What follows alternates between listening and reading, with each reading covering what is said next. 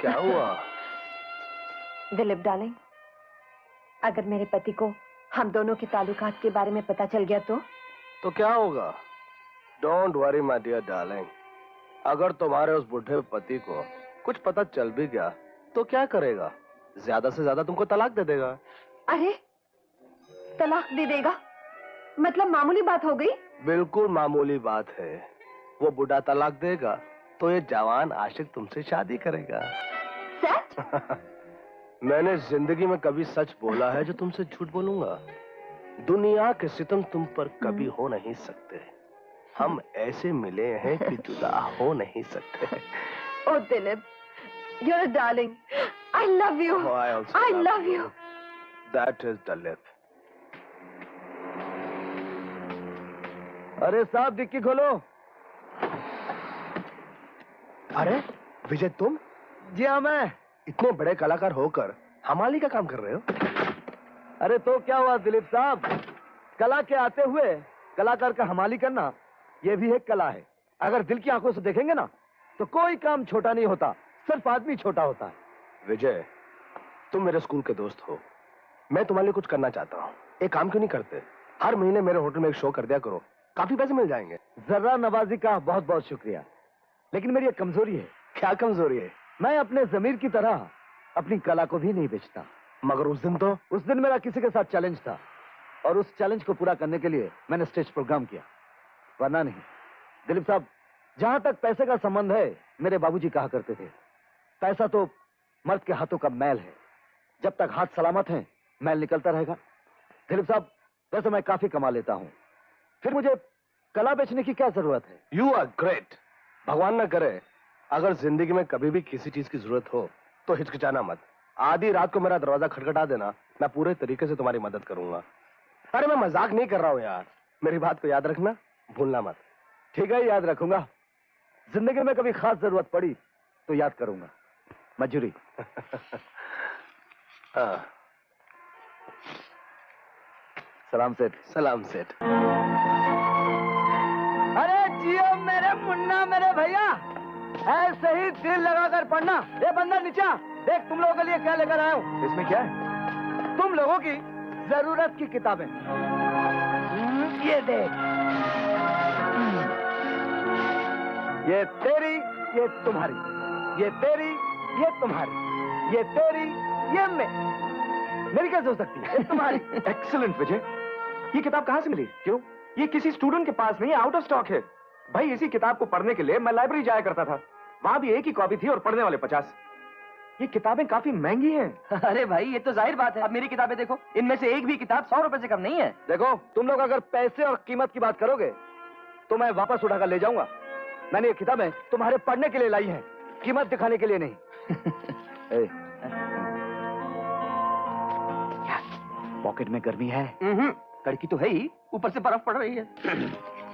ये ले। Thank you भैया। सच भैया, तुम हमारे लिए कितनी तकलीफें उठा रहे हो, खुद की पढ़ाई बिगाड़ कर हमें पढ़ा रहे हो, माँ को बताए बगैर हमारा एक एक खर्च बर्दाश्त कर रहे हो। तुम्हारा ये कर्ज हम कभी नहीं उतार पाएंगे। जब कर्जा क्या करे?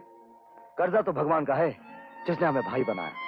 कर्जा तो माँ का है जिसने हमें जन्म दिया। गरीबी की आग से हमारा भविष्य जलने नहीं दिया।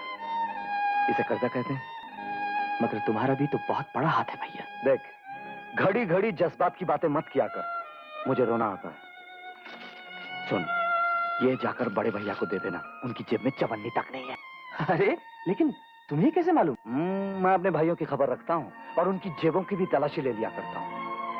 तू जाकर दे दे। बड़े हैं ना, छोटा होकर दूंगा तो शर्म की बात है।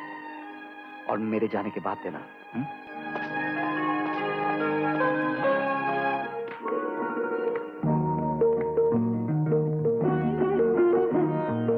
नमस्ते माँ जी।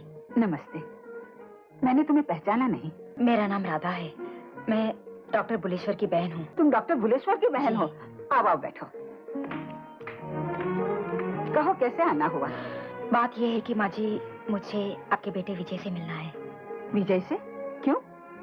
माँ जी, वो तो एक महान कलाकार हैं, अदाकार हैं, गायक हैं और सबसे बढ़कर वो जबरदस्त डांसर हैं। बिल्कुल माइकल जैक्सन की तरह डांस करते हैं। बस, एक बात बताओ, तुम इस इंडियन माइकल जैक्सन से क्यों मिलना चाहती हो? जी, मैं एक टीवी सीरियल बना रही हूँ जिसका नाम है रति और कामदेव। उसमें मैं उन्हें मेन रोल देना चाहती हूँ। I mean, कामदेव का। अच्छा, और रति का रोल कौन करेगी? ओह माँ, तुम तो बाल की खाल और खाल की छाल निकालने लगती हो। इतना भी नहीं समझती कि रति का रोल खुद राधा भाभी करेंगी। राधा भाभी? माफ करना माँ, गलती से मुंह से निकल गया। अच्छा माँ जी, मुझे आज्ञा दीजिए, मैं चलती हूँ। अगर माइकल जैक्सन आ जाए, मेरा मतलब है अगर कामदेव आ जाए, नहीं, अगर विजय आ जाए तो मेरे ब्यूटी पार्लर पर नहीं, मेरे वीडियो पार्लर पर भेज दीजिएगा।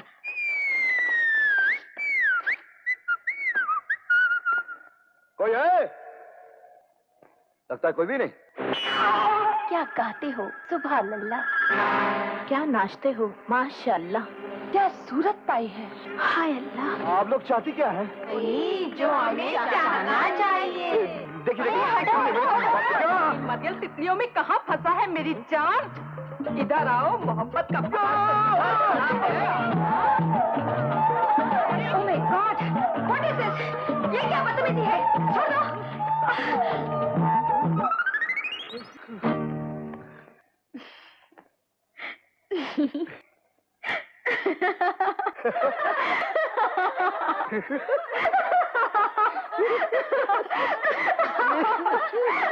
Shut up! Everybody keep quiet. इन सब की ओर से मैं माफी मांगती हूँ। क्या किया जाए? आपका स्टाइल ही ऐसा है। आपकी जितनी भी तारीफ की जाए कम है। चलिए मेरे साथ बाथरूम में। बाथरूम में आप क्या करेंगी? आपको आपका खूबसूरत चेहरा दिखाने के लिए। चलिए। अरे पंडित जी, आप कैसे हैं? बस भगवान की मेहरबानी है। लक्ष्मी बहन जी, मैंने आपकी बेटी के लिए बहुत अच्छा लड़का देखा है। बड़े अच्छे खानदान का है, बहुत अच्छे लोग हैं। अच्छा, अगर आपको विश्वास है तो आप किसी दिन उन्हें हमारे घर ले आइए। मैं उन्हें मिल भी लूंगी और वो लोग साथ साथ मीना को भी देख लेंगे। बहुत अच्छी बात है, धन्यवाद। जाओ बेटा, उनसे आशीर्वाद लो।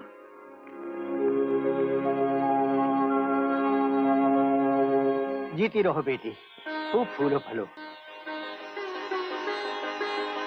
जीती रहो बेटी। दादाजी, ये औरत साहब को सब आशीर्वाद दीजिए, लेकिन फूलों फलों का आशीर्वाद मत दीजिए। हमारी भारतीय नारी शादी से पहले तिनके की तरह होती है और शादी के बाद फूल के तंबू हो जाती है। बैठती तो उड़ नहीं सकती और उड़ती तो बैठ नहीं सकती। इनके कहने का मतलब ये नहीं है। फूलों फलों का मतलब ये है कि खुशी के वातावरण में फूल समान जियो, नेक पत्नी और आदर्श माँ बनकर परिवार की सेवा करो।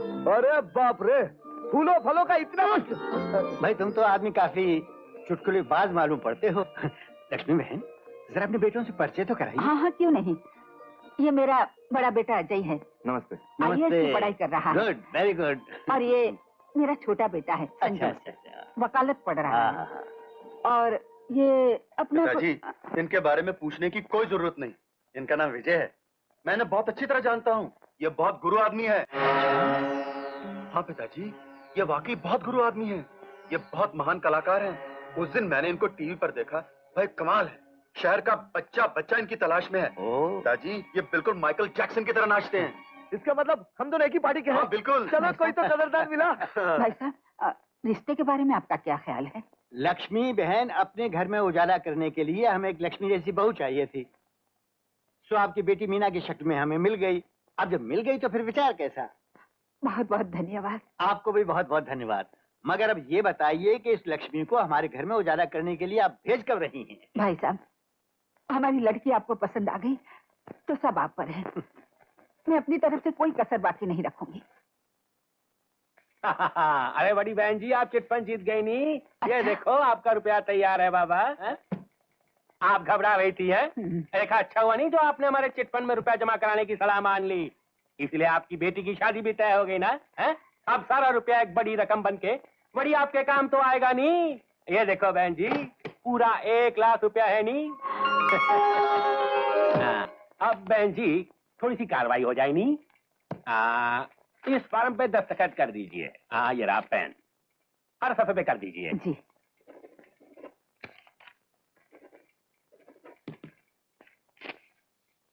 लीजिए। ये रहे आपके रुपए।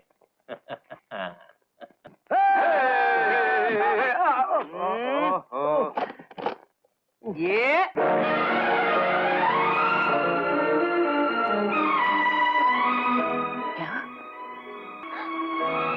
कहाँ है रुपए?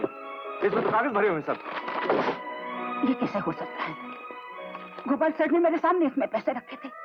गोपाल सेठ, हाँ। क्या किया तुमने? क्यों? कम से कम एक बार मुझसे तो पूछ लिया होता। गोपाल एक नंबर का फ्रॉड है, बेईमान आदमी है। अरे इससे पहले भी उसने कई लोगों को धोखा दिया है। अब क्या होगा? क्या करेंगे विजय हम? इन्हीं पैसों के भरोसे मैंने मीना की शादी जल्दी से तय की थी। तो फिक्र मत करना, मेरी बहन की खुशियां गोपाल सेठ तो क्या, उसका बाप भी नहीं लूट सकता। पैसे लेकर मैं आता हूं।